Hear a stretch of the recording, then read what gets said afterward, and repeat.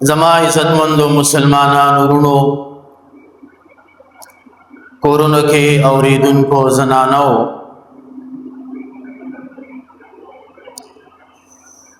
نن سبا ماتاینو ګرمي ډیره زیاته شوې ده سوکړه ده بارانونه نشته او سرنګ چې انسانانو ته تکلیف دی دغه شانته حیواناتو ته نباتاتو ته حشراتو ته وحوش طيور ته تکلیف دی سرنګ چې انسان ته د باران ضرورت دی د اوبو ضرورت دی دغه شانته حیواناتو ته نباتاتو ته او وحوش طيور ته هغې ته هم د اوبو ضرورت دی د ټولو نه لومبۍ خبره خدا ده زما ستا دپاره چې په مونږ کې د بل څیز احساس پیدا شي او په مونږ کې دا صفت راشي چې مونږ ته د بل چا د تکلیف او د بل چا د مصیبت او د بل چا د سختي احساس دا چې دی هغه وشي کچري دغه احساس مونږ ته نه کیږي او دا صفت مونږ کې ناراضي نو بیا دا انسان د کمال انسانیت نه وځي بیا دې صرف په نوم باندې انسان دا چې دی هغه څه کېږي هغه پاتې کېږي نو لازمي خبره دا ده چې په مونږ کې د بل مسلمان په مونږ کې د حیواناتو په مونږ کې د وحوش طيور نباتاتو ونو بوټو د هغې احساس دا لازمي دی چې دا په مونږ کې راشي لہذا دا صفت نن که مونږ وګورو نو دا ډېر کم پاتې شوی دی اکثر کسان داسي چې هغې ته د دنیا ټول سهولیات موجود دي د دنیا هېڅ غم پې نه وي هغه ته د بل چا د ګرمۍ هغه ته د بل چا د سرځۍ هغه ته د بل چا د لوږې هغه ته د بل چا د تندې هغه ته د بل چا د تکلیف احساس دا چې دی هغه نه کي لہذا چې په مونږ کې دا صفت پیدا شي د احساس دا صفت په مونږ کې پیدا شي چې کله دا په مونږ کې پیدا شو او دا غم او دا درد زمونږ سینې ته کوش شو نو بیا به الله پاک په مونږ باندې خپل رحم دا چې دی هغه څه کې هغه وکړي نن که مونږ د دنیا حالاتو ته ګورو سوکړه ده باران نشته ګرمي ده ونه بوټو ته تکلیف دی انسانانو ته تکلیف دی حیواناتو ته چې دی هغه تکلیف دی وجه څه ده دا حالات په مونږ باندې ولې راغلي دي انشاءالله دې باندې به زه تاسو ته یو څو خبرې هغه عرض کو لومبۍ خبره خدا ده چې کله انسان بیمار شي په سر یې درد راشي تبی پي یا بل څه مسئلې دی لاړ شي ډاکټر لا نو که ډاکټر دله ټیسټ نه کي او د ده د بیمارۍ هغه سبب نه معلومي نو اسې بدله لګي ګولۍ ورکي عرضي ګزاره به شي خو بیا به بیماري نو ډاکټر کوشش دا کی چې هغه مریض لا ټیسټ کی هغه له اکسری وباسي د هغه د هغې بیمارۍ هغه سبب معلوم کړي چې دا څه بیماري ده او دا دته راغلې د څه د وجې نه ده. نو چې کله د بیمارۍ سبب معلوم شي، وجه معلومه شي، پته ولګي چې دا بیماری ده، نو بیا ډاکټر ته علاج هم اساني، بیا مرض معلوم شي، بیا د هغې چې کومې نسخې ډاکټر یې ورته وښیي، هغه مریض چې دی هغه بیا لږ وخت کې الله پاک دا چې دی هغه روغ کړي. نن که مونږ وګورو په مونږ باندې دغه بیماری د سوکړې راغلې ده، سوکړه راغلې ده، باران نشته، ګرمي ده، انسانانو، حیواناتو، وحوشو، طیورو، نباتات هر څه چې دی هغه په تکلیف کې دي. وجه څه ده؟ سبب یې څه شی؟ نو حضرت عباس رضی اللہ عنہ فرمائی وی نبی کریم صلی اللہ علیہ وسلم یو حدیث ارشاد کو فرمایا. آگے حدیث کے نبی کریم صلی اللہ علیہ وسلم دو خبریں چھ دے هغه سکڑے اغا او فرمائلی. یو نبی علیہ السلام دا خبر او فرمائلا چې کله په یو قوم کې سود چې دی هغه زیات شي، سودخوري چې دی هغه شروع شي، هغه خلق باندې با الله تبارک وتعالى قحط سالی راولي، پاغي باندې به سوکړې راځي، په هغه خلق به الله پاک بارانونه چې دی هغه سکی هغه بکی. او قرآن مجید کې الله څه فرمایي؟ وما اصابکم من مصیبت فبما کسبت ایدیکم. وی الله تبارک وتعالی قرآن کې څه فرمایي؟ وما اصابکم من مصیبه، تاسو ته چې کوم مصیبتونه، کم تکالیف دا چې دی هغه در رسی، فبما کسبت ایدیکم، دا ستاسو د خپلو لاسونو د وجې نه. نه یو بنیادی سبب هغه د سوکړې، هغه د تکلیف، هغه د سختي، هغه څه شی شو؟ هغه د دغه انسانانو ګناهونه شو. او بیا الله فرمایي ويعفو عن كثير، په هر یو ګناه الله پاک ته نه رانیسي، په هر یو ګناه الله پاک ستا په کړنې کې ويعفو عن كثير، څه ګناهونه الله پاک ته معاف کی، پاغې باندې د عفو او درگذر قلم چې دی هغه الله راکاږي، تا ته معافي چې دی هغه کی، په بعضې ګناهونو الله پاک ستا نیول چې دی هغه کی. ورونو سوچو کې که په هر یو ګناه باندې الله پاک مونږه نیولې، زمونږه پکړې کولې، یقین وکړه د دنیا په سر باندې با مونږه د یوې نوڼې قابلان چې دی هغه نو، د یو ګوټ اوبو قابلان به چې دی هغه مونږه نو. زمونږ دومره ګناهونه دي، مونږ دومره په ګناهونو کې لیتې فیتې یو، د نوک نه راواخله د سر د ویښته پورې په ګناهونو کې مونږ ډوب پراته یو. الله فرمایي ويعفو عن كثير، د ډېرو نه الله پاک عفو او درگذر کی په بعضې ګناهونو باندې الله ستاسو نیوکه چې دی هغه کی. نو سبب څه شی شو؟ سبب چې دی هغه ګناه شو چې د قحط سالې د سوکړې سبب او وجه چې دا هغه څه شی دی هغه ګناه. او بیا د ګناه اقسام دي، لکه څرنګه چې ستاسو مخکې ما د حضرت عباس رضی الله عنه چې کوم روایت د نبی علیه السلام را نقل کړی دی، د هغې مفهوم مې درته بیان کو چې نبی علیه السلام یې فرمایل چې کله قوم کې،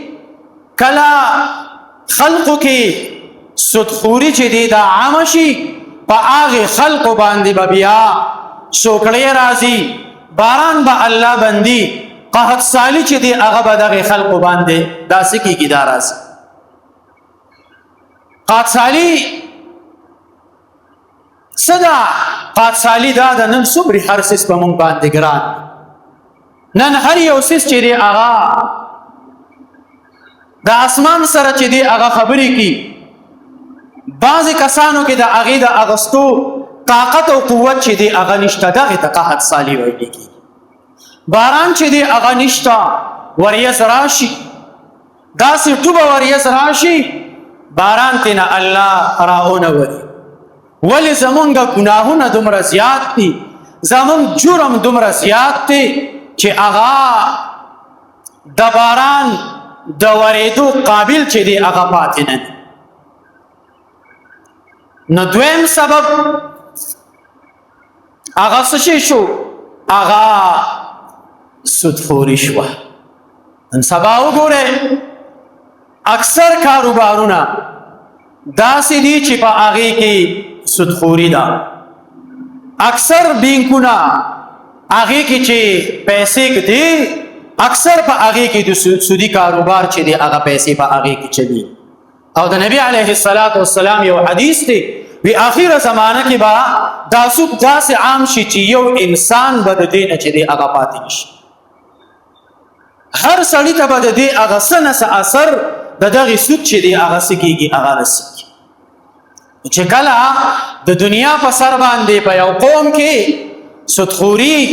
دا شروع شي دا عامه شي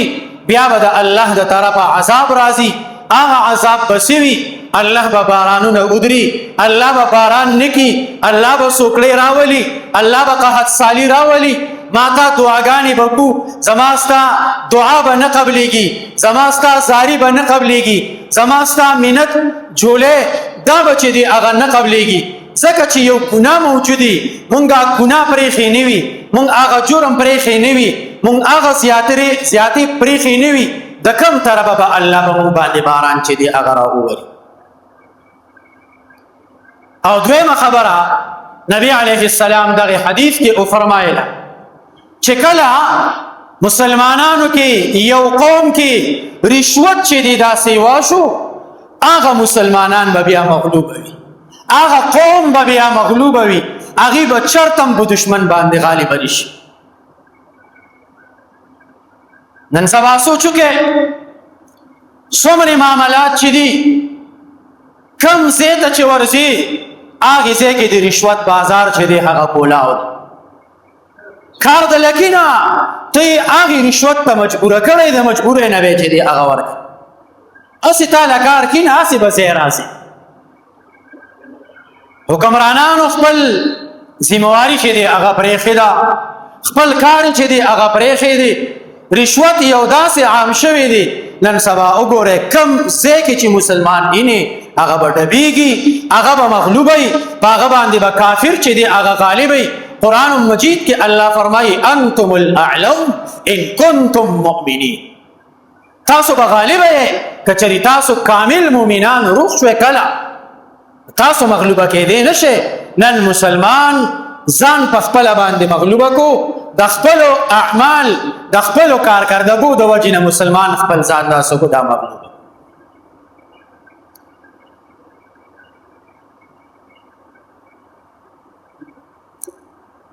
د باران نه کېدو غټ سبب چې دی هغه زما ستا ګناهونه دي زما ستا رشوت خوري ده زما ستا سودخوري ده د هغې وجې نه الله تبارک وتعالی په ما تا باندې باران بند کړی دی په ما تا باندې باران چې دی هغه الله چې دی هغه څه کي هغه نه راوړي لہذا سبب معلوم شو وجه معلومه شوه چې د باران نه کېدو سبب څه شی دی د باران نه کېدو سبب دا ګناه ده او د ګناهونو څه یو دوه قسمه مې درته ذکر کړو نور ګناهونه خو جو د الله نافرمانۍ ډېرې زیاتې شروع دي هر ګناه هغه پرېښودل، د هر ګناه نه توبه چې دی هغه ایستل، دا لازم. چې کله سبب معلوم شو، وجه معلومه شوه، نو الله راته اوس سکی علاج راته الله چې دی هغه ښیي چې څه به کې توبه به وباسي. د توبې دپاره علماء کرامو مختلفې وجې لیکلي دي، خو ستاسو دپاره به زه په اسانو الفاظو کې درې خبرې وکړم. یوه د توبې دپاره لومبۍ خبره په خپل ګناه باندې ستومانه کېدل. چې موږ په خپل ګناه باندې ستومانه شو، موږ په خپل ګناه باندې د زړه نه خفه شو، سوچ وکړو چې دا زه ولې د الله نافرماني، دا ګناه ما ولې کړی دی، د الله نافرماني مې کړې ده، جرم مې کړی دی، زیاتې مې کړی دی، الله مې خفه کړی دی. د زړه نه په هغې ګناه باندې ستومانه کېدل د توبې دپاره لومبۍ خبره ده، ضروري ده. او دویم نمبر خبره د توبې دپاره کم ګناه چې دی کاو هغه ګناه پرېښودل. دویم نمبر به هغه ګناه پرېږدي کم ګناه چې دی هغه کاو. که داسې د زړه نه خفه یې خو ګناه نه پرېږدي، نو بیا د هغه کامله توبه نه شوه، توبة نصوحا نه شوه، کمه الله ته چې خوښه توبه ده هغه نه شوه. نو دویم نمبر به ګناه پرېږدي. که ته دلته استغفار وې او دغلته راځي بیا هغه ګناه کوې، نو د دې هېڅ مطلب نه. او درېیمه لازمي خبره د توبې دپاره، درېیمه لازمي خبره دا ده چې آینده دپاره دا عزم کول چې دا ګناه به نه کوم. چې کله دا درې خبرې رایوځې شي، په ګناه ستومانه کېدل، پیمانه کېدل، نمبر دو ګناه پرېښودل، نمبر تین آینده دپاره دا عزم کول چې ګناه به نه کوم. چې کله دا درې خبرې رایوځې شوې، د دې نه توبة نصوحا روغه شوه، دا الله پاک ته چې دی هغه خوښه توبه ده. چې کله انسان داسې توبه وباسي چې په هغې کې دا درې واړه خوبې چې دی هغه څه شي هغه راشي، نو بیا ته ګوره چې الله پاک دا باران راوري او که نه راوري. الله پاک په دغې قوم باندې رحم کي او که نه کي. نو یو علاج راته الله پاک څه شی وښودو؟ د توبې علاج راته وښود. دویم علاج د ګناه دپاره استغفار کول. نبی کریم صلی الله علیه وسلم تبا اهل مکی والوی وی که ته په سچ باندې پیغمبري، ته رښتونی پیغمبري، نو زه به مونږ باندې عذاب چې دی هغه راوله. دا مطالبه به یې کوله. قرآن مجید کې الله تبارک وتعالی څه فرمایي؟ نبی علیه السلام صحابه کرامو ته وفرمایل وی یو دوه څیزونه دي چې که هغه کله موجود وي تاسو باندې به د الله عذاب نه راځي. وما كان الله ليعذبهم وانت فيهم. الله فرمایي نبی علیه السلام ته وما كان الله ليعذبهم وانت فيهم. الله تبارک وتعالی هغه قوم له عذاب نه ورکي تر کومې پورې چې په دې قوم کې ته موجود یې. نو د نبی علیه السلام وجود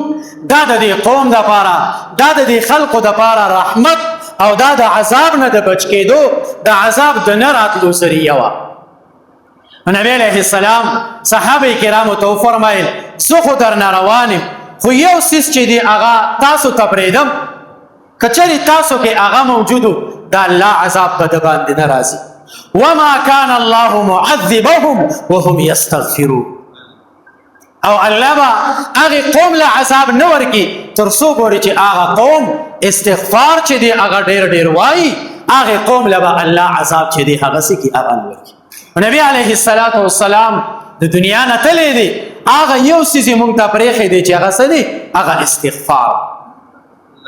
نو بل د ګناه دویم علاج چې دی هغه څه دی هغه استغفار. حدیث شریف کې راځي چې کله مومن مسلمان د خپل ځان دپاره د خپل اهل و عیال دپاره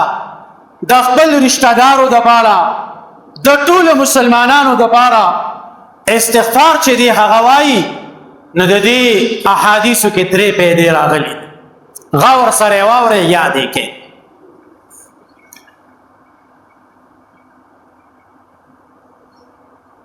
څنګه استغفار څنګه دعا اللهم اغفر لنا وللمؤمنين والمؤمنات والمسلمين والمسلمات الاحياء منهم والاموات. د دې څو پیدې دي درې. لومبي پیدا دا چې کله دا مومن مسلمان د چا د پاره او د څومره خلقو د پاره دا دعا او استغفار وي دا هغه یو مسلمان په بدله کې دته یو نیکی ملاو شو. په دې سوره ټیمو لګېدو او چې یو سړی داسې وي چې د آدم علیه السلام نه راواخله تر اوسه پورې چې څومره مسلمانان کمړه دي که ژوندي دي که ښځې دي که نارینه دي که واړه دي که لوی دي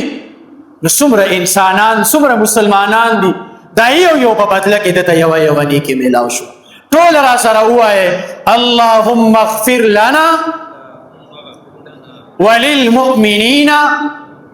والمؤمنات والمسلمین والمسلمات الاحیاء منهم والاموات. په دې سوره ټیمو لګي د دې یو مسلمان په بدله کې تا ته یو نیکی چې دغه میلاو شو. دا د بل د پاره د استغفار او د دعا د غوښتو یو پیدا چې دی هغه دا شو چې د هر مسلمان په بدله کې تعالی الله یو نیکی در. دویم بل پیدا دا د حدیث کې راځي چې کوم مسلمان د بل مسلمان د پاره 27 پیره یو حدیث کې د 27 بلکې د 25 ذکر راغلی چې 27 دی وي یو 25 پکې په خپل راغلی. استغفار وایي دعا وغواړي بخنه وغواړي وی الله تبارک وتعالی به دغه سړی مستجاب الدعوات ورسي. روزانه 27 پیره د بل مسلمان دپاره استغفار بخنه د مغفرت سوال کی نو الله به دغه سړی مستجاب الدعوات ورسي. مستجاب الدعوات څه مطلب الله به دغه سړی هر یوه جایز دعا به الله پاک د دې داسې کې دا قبول. دا سوري د پیدې خبره شو. او دریمه پیدا د بل مسلمان دپاره د بخنې او د استغفار دا شوه چې الله به دې په هغې خلقو کې شامل کی چې د کومو خلقو د وجې نه الله پاک د تمامې دنیا ته رزق ورکړي. ښه دا به نه وایې چې ګورې دا زه څه ګټمه دا زما د موټو طاقت دی دا زما قوت دی دا زما کمال دی. دا ګورې ستا کمال نه دی. دا الله په دې دنیا کې داسې خلق پیدا کړی دی دا هغې خلقو د برکته الله پاک په دې نورو خلقو باندې رحم چې دی کی. دا کافران چې داسې خورې څښي دا د مسلمانانو د برکته چې دی هغه خورې څښي. دا د مسلمانانو د برکته دا د مؤمنانو د برکته. نبی علیه السلام له یو صحابي راغی هغه یو دوړونو یو به د نبی علیه السلام مجلس کې ناستو د دین خدمت به کاو د دین کار به کاو. زه دا نه وایم چې یو سړی د دین کار کوي او د دنیا کار به نه کوي. نه دنیا کار به هم کوي دین بم کی داسې بنه کی چې صرف ځان دین ته وقف کی او د دنیا کارو سره نه کی نه اسباب با استعماله کار چې دی دا وکه هغه صحابي راغی نبی علیه الصلاۃ والسلام ته عرض کی دا الله رسوله زما دارور دستا سره ناسي د ټک کار نه کی زټول اورس مزدوری کوم ستړي شم نبی علیه السلام ته فرمایل وداته چې سفرې د برکت یې خوري داته چې سفرې د وجه نه چې دی هغه خوري دی د دین خدمت کی داغه د برکت الله بتا باندې رحم کیستا به رزق کی الله برکت چې دی هغه اچي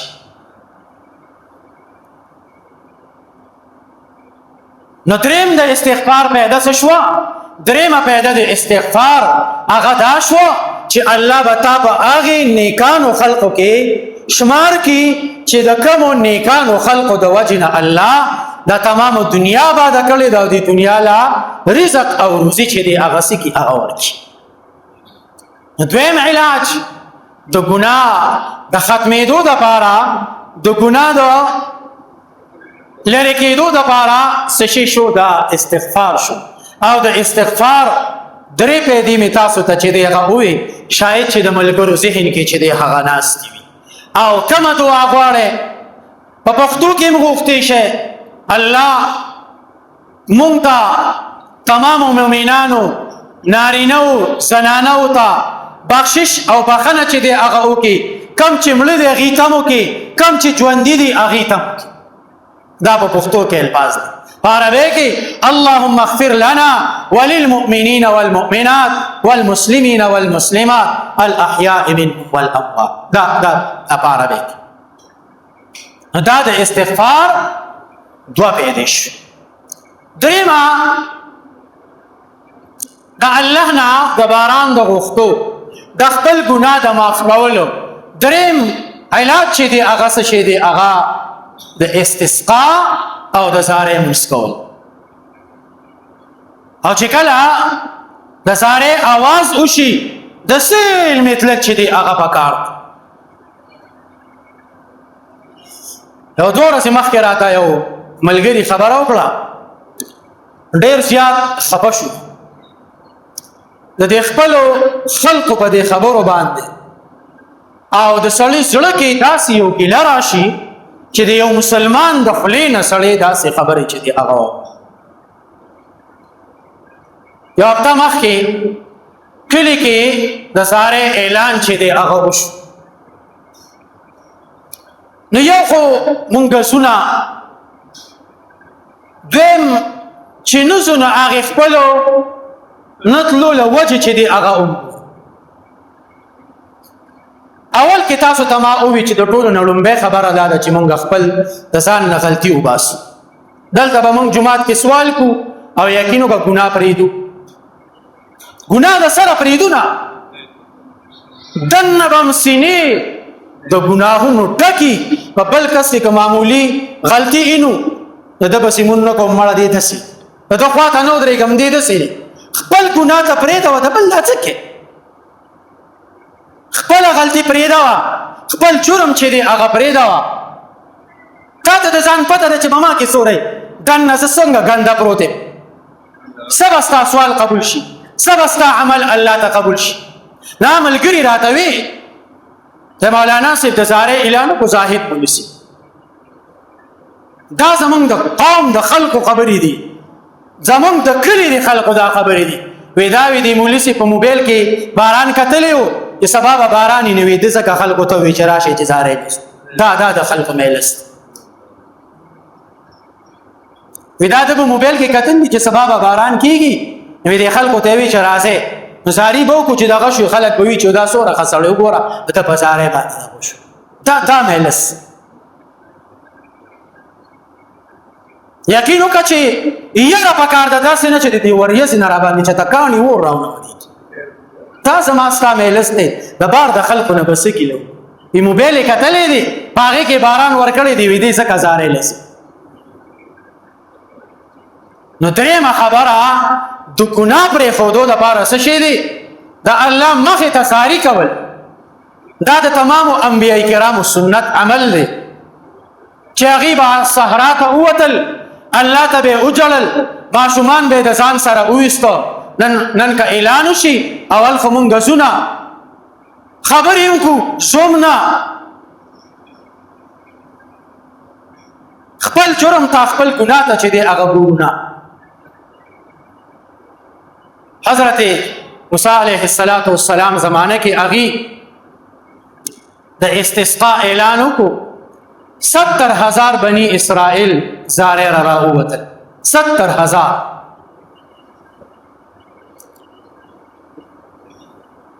یو ورځ باندې استسقا وشوه، باران نه شو. چې کله په لومبۍ ورځ ونشي په دویمه ورځ به کوي. دویمه ورځ باندې بیا هغه عمل شو، بیا باران نه شو. درېیمه ورځ باندې بیا هغه عمل شو، بیا باران نه شو. موسی علیه السلام د الله خدمت کې عرض کړي الله مونږ خو خپل عمل وکړو، الله باران ونه شو. څه وجه؟ الله وحی راولېږله دې کسانو کې یو ځوان دی، یو کس دی، هغه داسې ګناهونه کړي دي چې د هغه د ګناهونو د وجې نه باران چې دی هغه ودرېدلی دی، باران نه کېږي. موسی علیه السلام د الله خدمت کې عرض کړي الله دا کس به زه څنګه معلوموم؟ ده ته به څنګه ویم؟ الله ورته وفرمیل اعلان وکړه ستا د اواز به زه هغې ته ورسم. موسی علیه السلام اعلان وکړو چې الله تبارک وتعالی باران ودرولی دی د یو کس د وجې نه چې هغه کس ډېر وخت د الله نافرماني کړې ده او لالیګیا دی. الله فرمایي چې د هغې کس د وجې نه مې باران ودرولی دی. دومرې وخت زما نافرماني کړې چې کله دا اعلان هغې کس اورېدلی دی جړا شوی دی، جاړي چې الله خو به ما باندې دومرې کاله پرده اچولې ده. اوس که زه د دې ځای نه وځم بهر کېږم خلق به راته ګوري، خلق به مې اوني چې هغه ګناهګار سړی، هغه مجرم سړی هغه دا دی، دارې کې د سترګو نه اوښکې روانې شوي دي، الله ته یې چړلې دي، سر یې چې دی هغه په ځمکه باندې ایښی دی. دې کې لږ ساعت بعد وریځ راغله، باران چې دی هغه راووتی. موسی علیه السلام د الله خدمت کې عرض کړي الله من خو ګورو د مجلس نه څوک وتي نه دي،